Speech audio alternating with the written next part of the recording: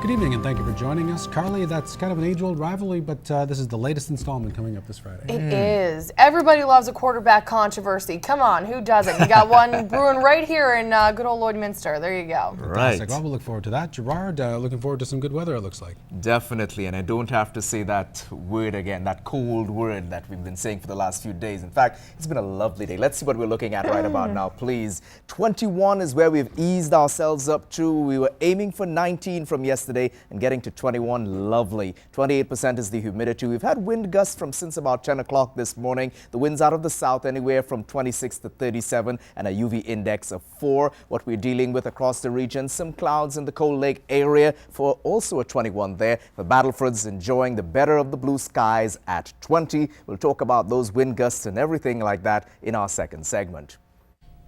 The province has finally closed the books on realigning Four Wings Air Weapons Range.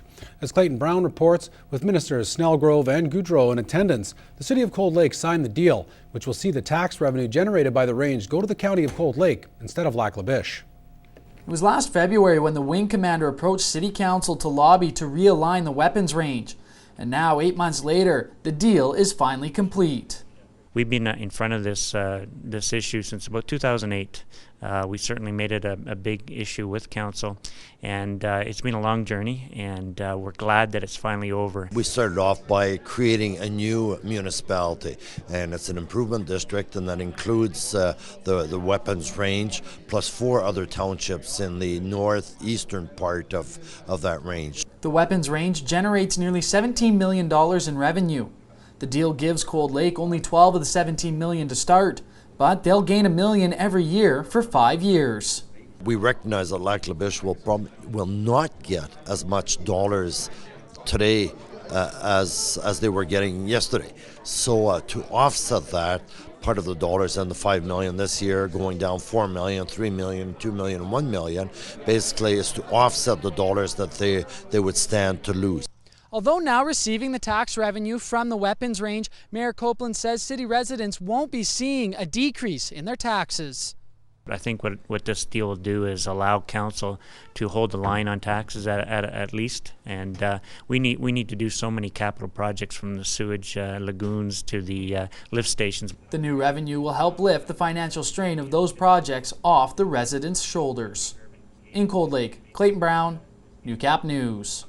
Lloyd Minster RCMP are trying to find out who broke into Graham's car wash last week. Police say someone smashed the front window of the gas station on Tuesday, September 13th at about 2:30 in the morning. They entered the store and stole a credit card and lottery machine. RCMP described the suspect as thin and just over 6 feet tall. The person was wearing blue jeans, a black jacket, and a black Tilly-style hat at the time. If you have any information about this crime, please contact the Lloyd Minster Detachment. A slate of proposals for the town of Vermilion are on the plate tonight as it hosts an open house. As Robert Buffum reports, everything from a new rec center to water supplies are on the agenda. The hall behind Dion Pollard was empty this afternoon, but Town Council hopes it'll be full tonight when they try to get the pulse of the community on several important issues. One open event that we did so we didn't have to tie up a few nights, and hopefully we'd get a good turnout, and we got probably 6 or 7 different things on the go here that we want to get the information out to the people and get some feedback.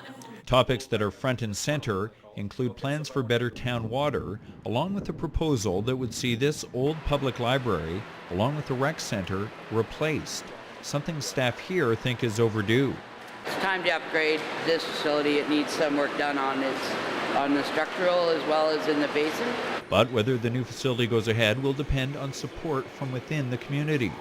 This plot of land here next to the regional center is where the city is proposing building the combined rec center and public library. Pollard hopes citizens take advantage of tonight's chance to voice their opinion, but it won't be their last. There's going to be a mail-out survey as well that'll come at a later date. We're trying to get as many tonight as possible that we can get out of the way, but there still will be an opportunity if people aren't able to attend tonight. The open house runs from 4 through 8 o'clock this evening, and organizers are hoping at least 200 people attend. Robert Buffum, Newcap News. Lloyd Minster Public School Division has received approval from the Saskatchewan Ministry of Education to purchase an older model relocatable. It's a temporary solution while the division waits for a new relocatable to be built at Bishop Lloyd Middle School. knowing the numbers we have and wanting to make sure that we have an adequate learning environment for students. We researched out where relocatables are available, and we found one and got the green light to purchase it. LPSD is buying the used relocatable from the Edmonton Public School Division for $1. The rest of the cost will come from disconnecting the gas and power and then transporting the structure here.